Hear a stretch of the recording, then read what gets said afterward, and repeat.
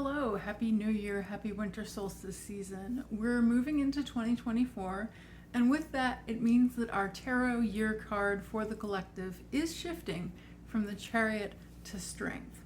So if you don't know what that means, or you're just interested in my perspective on that shift in our collective energies, then this video is for you. If you're new here, hi, my name's Avery, and I help justice-aligned, neurodivergent, and nerdy humans to cultivate ease and self-trust for growing into our emerging future. And one of the tools that I like to use for seeing what's coming up energetically, what is emergent for us in the present moment, is this idea of the year cards.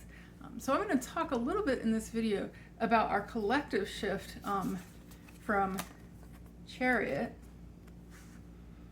into Strength, and what that might mean and how we might think about that shift, and particularly some interesting things that I've noticed about these two cards and how they kind of point to our worldview.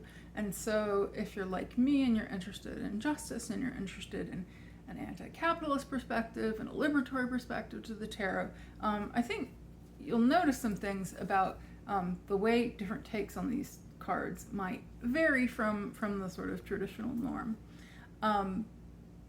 I want to let you know as well that this collective card is just a part of the picture. Each of us have our own personal year card. You actually have two, because you have one that goes up to your birthday and then beyond your birthday. And that adds a little color, a little texture to this story and brings it down more personal to you.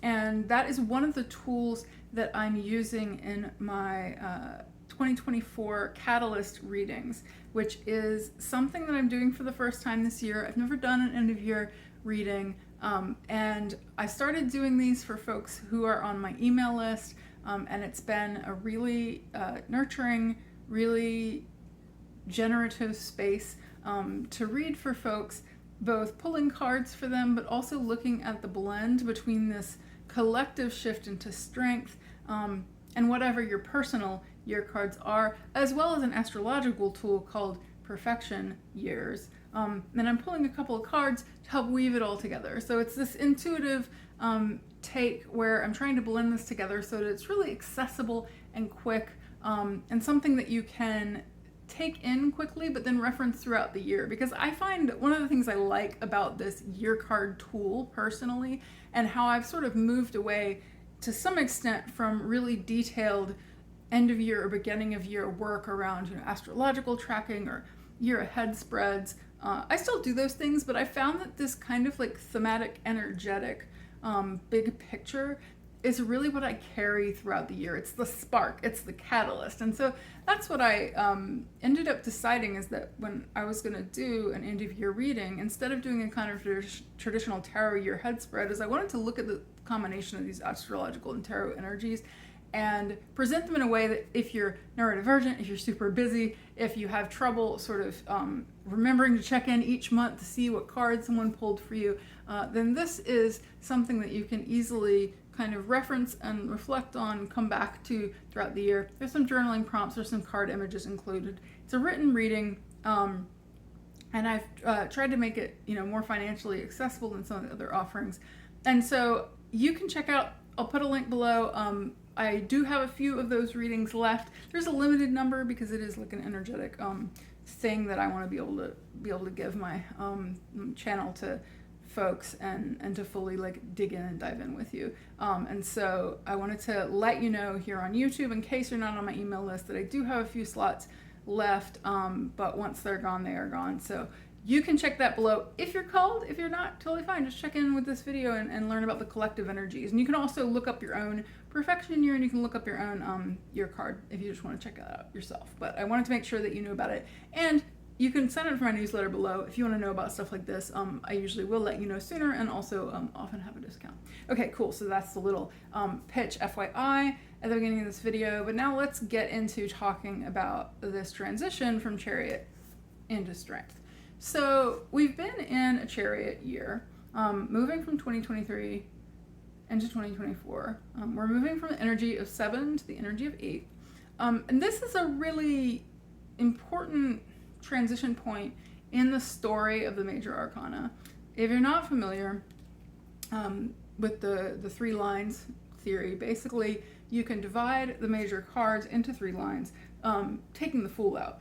You start from the Magician, and so you go Magician to Chariot, line 1, and then we transition with the Strength card into line 2. And so this is a really powerful pivot point. It's a powerful turning point. It's got this kind of motion into a different energy. The first line is very much about who you are. It's about identity. It's about figuring out your place in the world.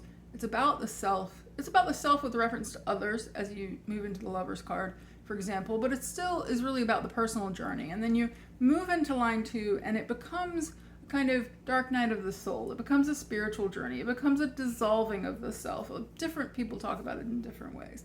But it's this very powerful sort of underworld journey that starts in the Strength card.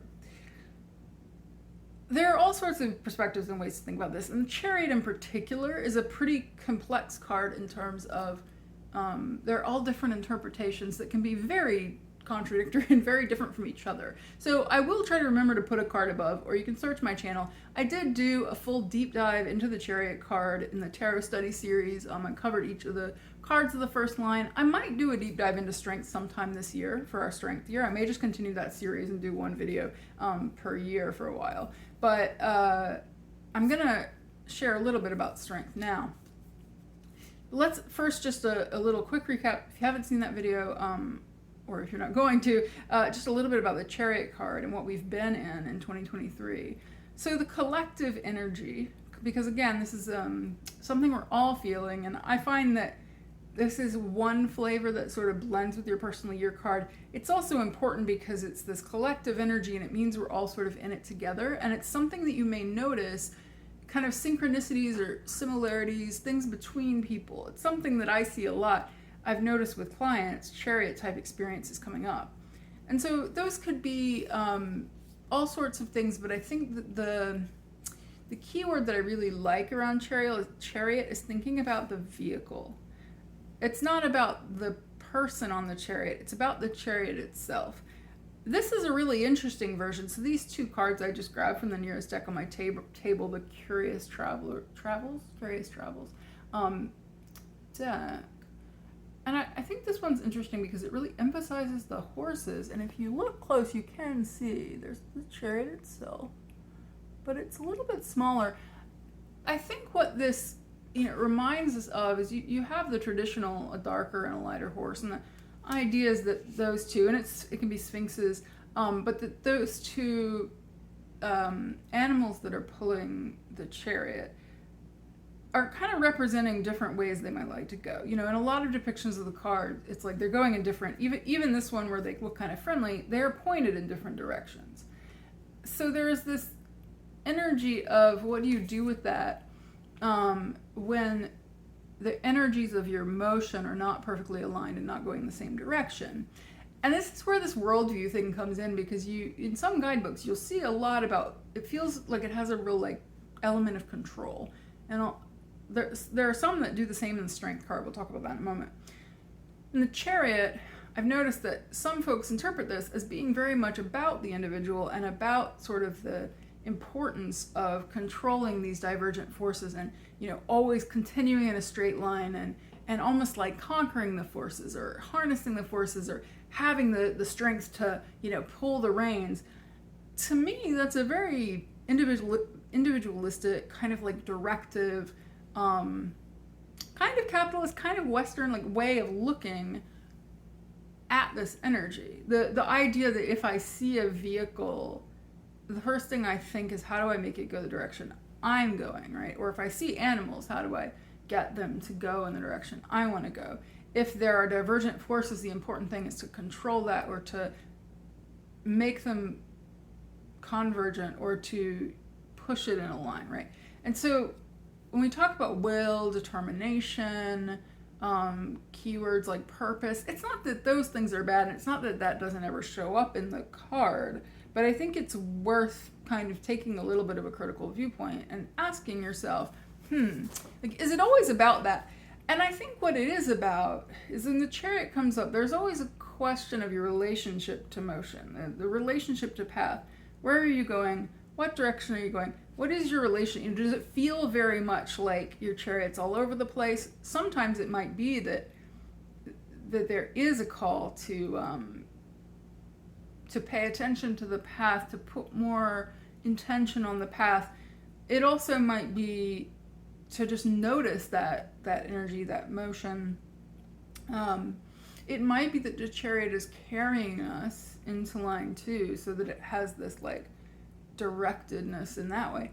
But also, it's worth noting, and a lot of interpretations of the Chariot point to the idea that the Chariot is not a perfect vehicle. So in the versions of this card that have the Sphinxes, the Sphinxes they can't go anywhere. They're just sitting there.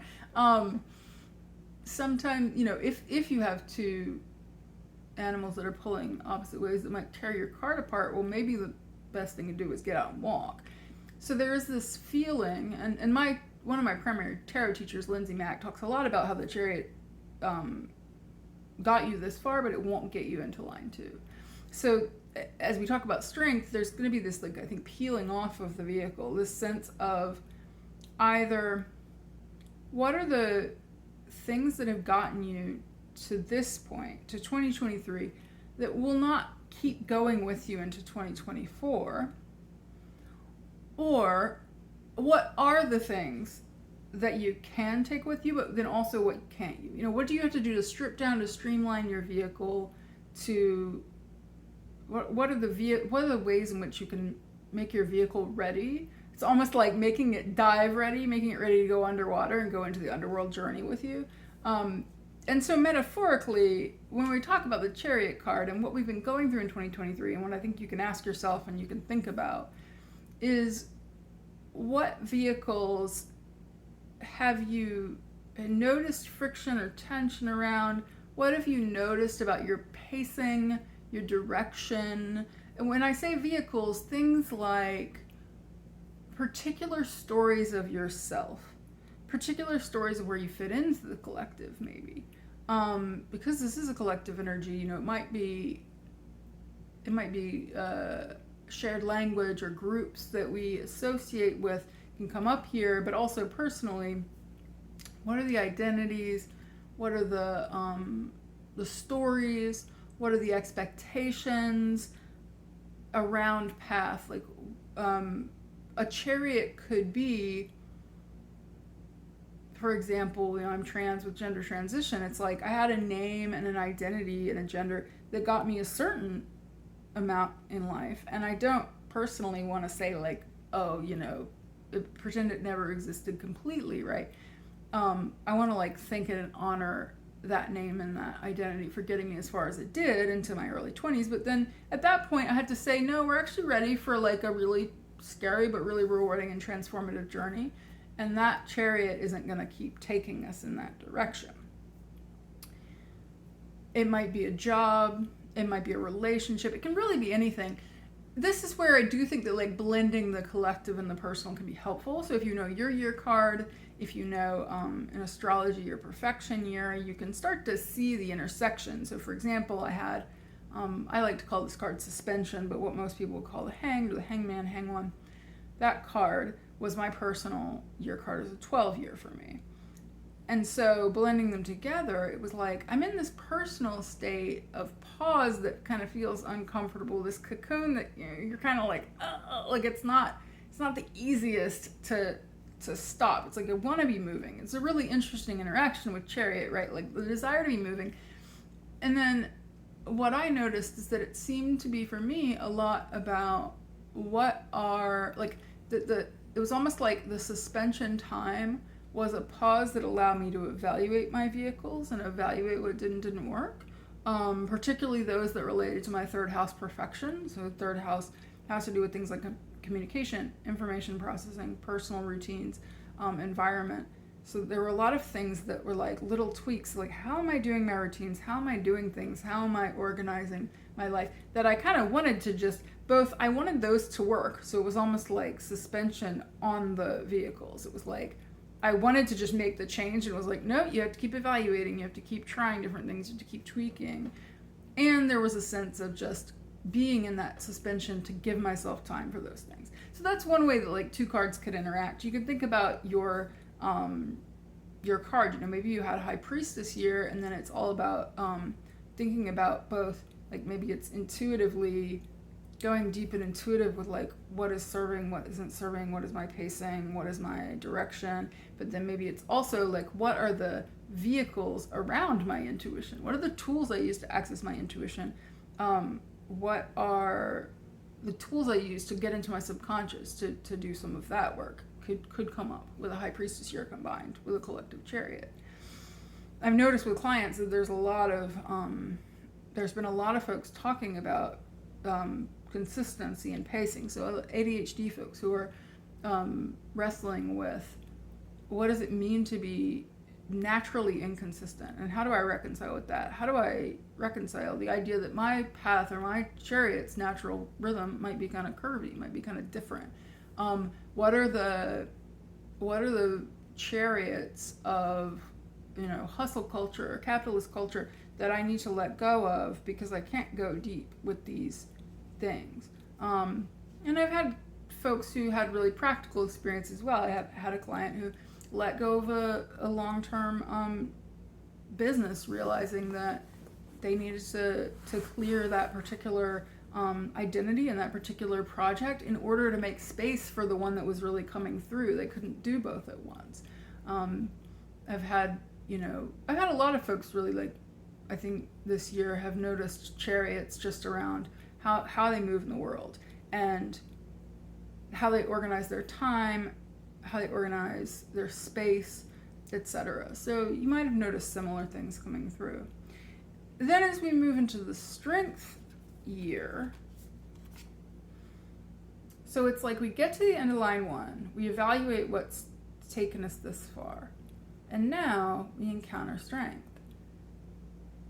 So we move into line 2, into this spiritual journey, which the arc of it is very much towards, like, it's going to be a journey as you go through line 2. It's a journey of a lot of encountering grief, loss, uncertainty, change, confronting reality,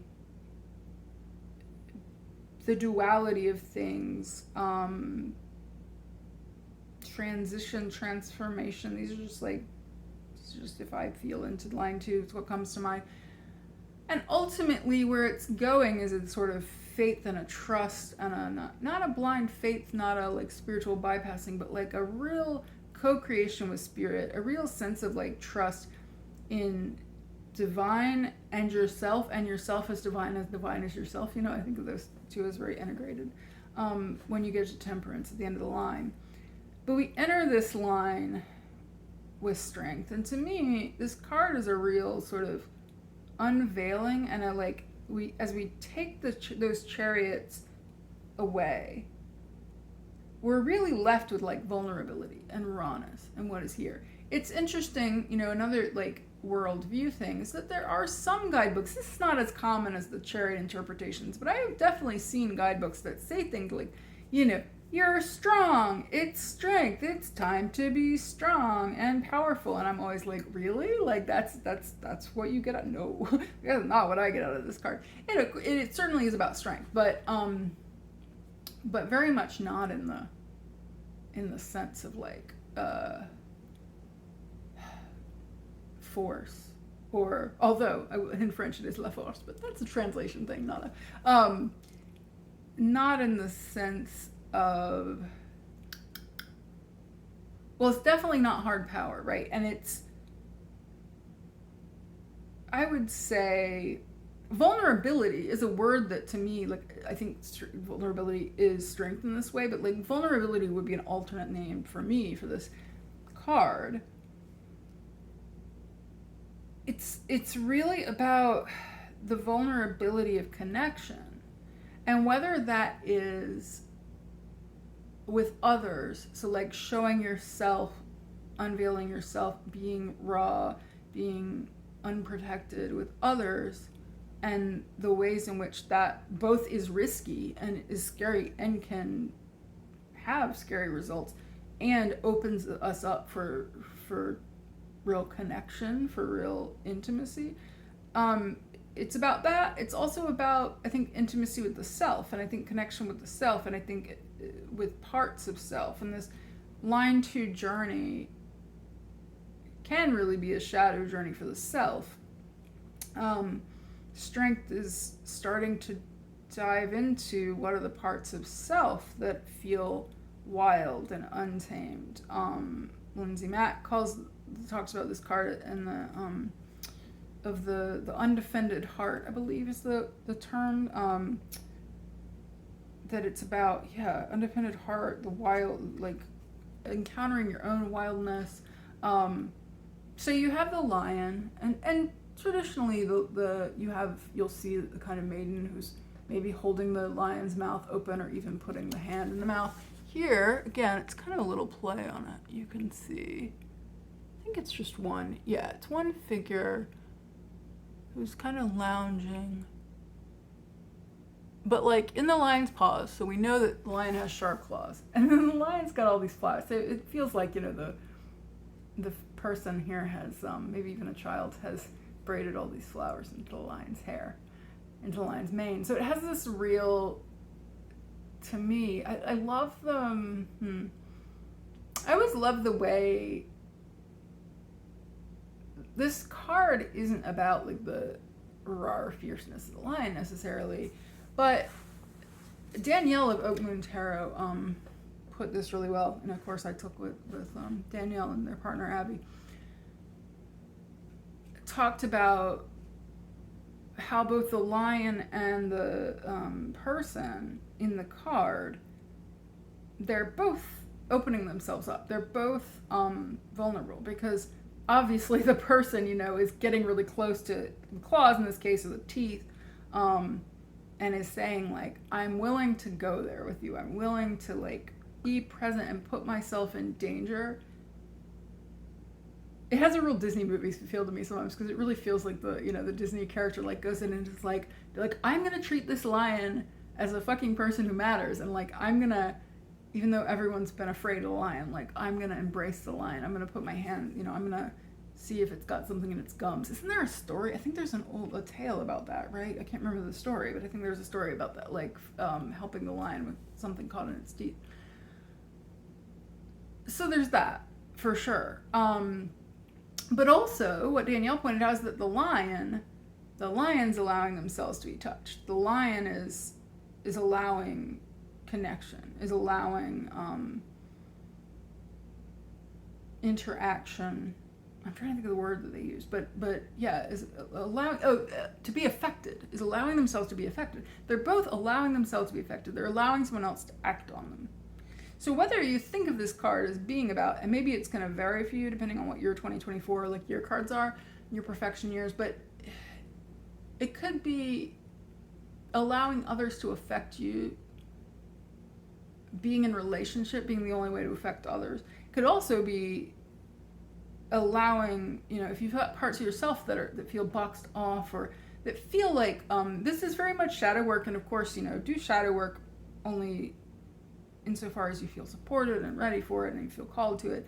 There's a book, it's kind of old book, and it's not perfect, but a lot of folks recommend it. I really like it, called Dark Side of the Light Chasers, Debbie Ford. That book is a good one, but anything with shadow work where you are sort of confronting parts of yourself that you've kind of closed off.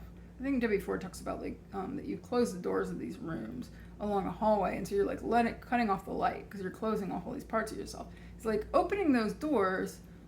It's less scary once you confront it, even though it's scary as fuck to confront it. But shame thrives in the dark. Shame doesn't do very well when you put sunlight's the best disinfectant, right? That's the line. But it's kind of it is that, like, when you reach out to the lion and the lion seems terrifying, until you realize the lion's a person, the lion wants to interact with you just like anybody else wants to interact. Or if the lion is scary, maybe like the lion is scared for a reason, and like asking questions of that wildness, asking questions of that fear, of that anger, of, you know, whatever's inside you that you would not like to identify with. So there's this tie-in with Chariot, because, you know, I think that, like, once you let go of what you want to identify with, once you let go of your armor, your boxing off, you know, you could approach this lion fully armed, in your chariot with lots of armor around and a machine gun or something. But that doesn't allow you to build any relationship with the lion. It doesn't allow you to develop any intimacy with your wildness, and to treat your wildness, you know, to, if you do parts work, inner child work, you know, to really like embrace and see all of your parts as part of you. You can't do that if you're fully defended and you're, you know, and then the lion's going to get real loud and real defensive and real, you know, roar in your face and maybe hurt you, because you're not extending that trust. It's not to say, I mean, it's not accusatory in any way. If you're not ready for it, you're not ready for it. But I think it can be a really powerful experience. And so as we move into 2024, asking yourself, where you feel, it's probably not everywhere at once, right? But where do you feel really called and ready to see what kind of surprising relationship, this is a kind of surprising relationship, you can have with parts of yourself that you find confronting, that you find too much. If you're, you know, neurodivergent, it might be your too muchness. It might be doing work with your feeling weird or like unrelatable, or you know, the feeling of like the bottomless hole of depression, right? I've had a lot. Again, doing it with support, doing it in ways that you're not throwing yourself off the deep end unsupported, and so use intuition to determine, you know, whether that's right at this time.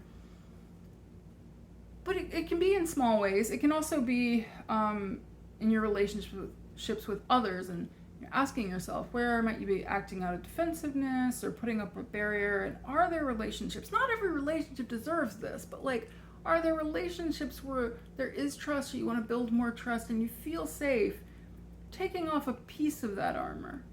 Taking off of, you know, putting aside this one chariot that isn't serving you. Maybe it's something around, I think identity is one where our identities totally serve us and are totally useful and are something we use to establish and differentiate ourselves and know ourselves. But sometimes we get to the point where relationship is about more than the words we use as an identity, and maybe even like the identity words we use, we're not understanding each other through those, and there's honestly misunderstanding there based on our understanding what identity words mean, that if we had a more open conversation, a more fluid and flexible conversation about it, if we ask questions, or what does that identity mean to you, right? What are your stories? If we sat down with each other and took the space and the time and allowed our you know, big parts of ourselves to be present in relationship, what do we learn about each other underneath that kind of clothing of identity, or stepping out of that chariot? And like, how deep can we go? Imagine like a chariot rolling up to a bog. Well, you can't take the wheeled thing into the bog. Or there's the story that I always really liked, because it's just so like a single worldview of, like, you know, the Europeans that arrive in Peru, and they're like, think, you know, you don't understand, like, they think they're so superior and so advanced because the indigenous people don't have wheeled vehicles and horses, and they're like, I live on a mountain, I have a llama, why would I want a wheeled vehicle? How am I supposed to, you try to take your horse, you see what happens, sir, you know? And it's like, yeah, sometimes our chariots can be useful for certain terrain, but when we actually want to venture into something new and different, especially if this is a ninth house perfection year for you, if you want to venture into something that is unknown and is uncertain and is different, it might be that the vehicles that have taken you thus far won't continue to take you there. If you're moving into something, especially that you don't know a lot about, it might be that your perspectives and your knowing, like your logical frameworks don't work anymore. They might be chariots that you have to set aside, and it's really scary to go into something feeling like you know nothing. But what might you find that's surprising?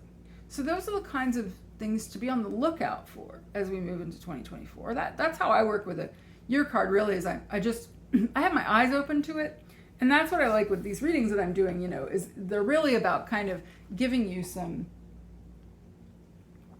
a catalyst, a reading that I hope will be nourishing and feel really intuitive and grounded and good. But like, you'll read it, it won't take you too long to read, and then you can use that as a kind of like beacon where you have your eyes and ears out and your whatever sensory organs you personally use. As you move through the year and through the world in this year, you can kind of feel into like, where are these energies showing up? So for all of us, that's strength. Looking for that, what does that look like? And the beautiful thing is, since we're all going through it together, whether or not we call it tarot or the strength year, you know, whether or not we're aware of it, there might be some of this energy that could stir up a lot and could be hard and scary, but could also allow deeper connection with each other. And so you can look with your own year card, with your perfection year, you can look for what are the areas in which maybe I'm invited to confront life with this energy, to be in that rawness. And because the year card and the perfection year both start at your birthday, there's this cool overlap where you've been working with those themes together with Chariot. You can now, until your birthday, work with those themes with strength. So for me, I mentioned that it was suspension, it was third house. So now I can go into strength and I can say, okay, like what feels really raw and vulnerable, and what kind of like deep emotions has this pause period, this period of non-motion that's been uncomfortable? Like, dig into that discomfort part of the card. What's there? But so that's kind of like crossing over that way. And then I'll be moving into a death year. I'll be moving into a fourth house year. And so then it becomes, okay, from this place, right, what can I more gracefully allow to let go? What am I composting? What, probably some of those chariots, right? So there can be interesting interaction between the cards in that way. And that's what I'm feeling into with the readings. And so if you are interested, they're designed to be really accessible, something that's not hard to consume, that can be applicable throughout the year, includes journaling prompts, a written intuitive channeled reading from me, reflection for you, some images of the cards. I pull a few cards to work with Spirit to kind of integrate these energies for you. And if you want to get one of these readings before the end of the year, you do want to go ahead and check that out. Link below, because I'm not sure how many more I'll be able to do. And so I would really love to be able to sit with you in that way. And if you're not called or not able, totally fine. You can look up how online, real easy to find how to calculate your year card and how to find your perfection year for 2024, and work with incorporating those energies yourself. But if you'd like some guidance, some support, I would love to be there for you. And if you want to know about stuff like that before I talk about it on YouTube, then check out the newsletter below. That's also where you know when there's new videos posted, know when there's new blogs, free resources, whatever I'm talking about, all sorts of fun stuff, neurodivergence, justice, liberation, metaphysical tools like tarot, astrology, and human design, all mushed together. And otherwise, I hope everyone has a really restful and lovely end of the year, winter solstice season, Sagittarius season, and there'll be more videos on this channel about that transition into the new year, and then we'll see you in 2024, and I'd love to hear from you in the comments how your Chariot year has gone, what you're looking forward to with strength, what you're afraid of maybe with strength, what feels present for you. Otherwise, we'll see you in the next video.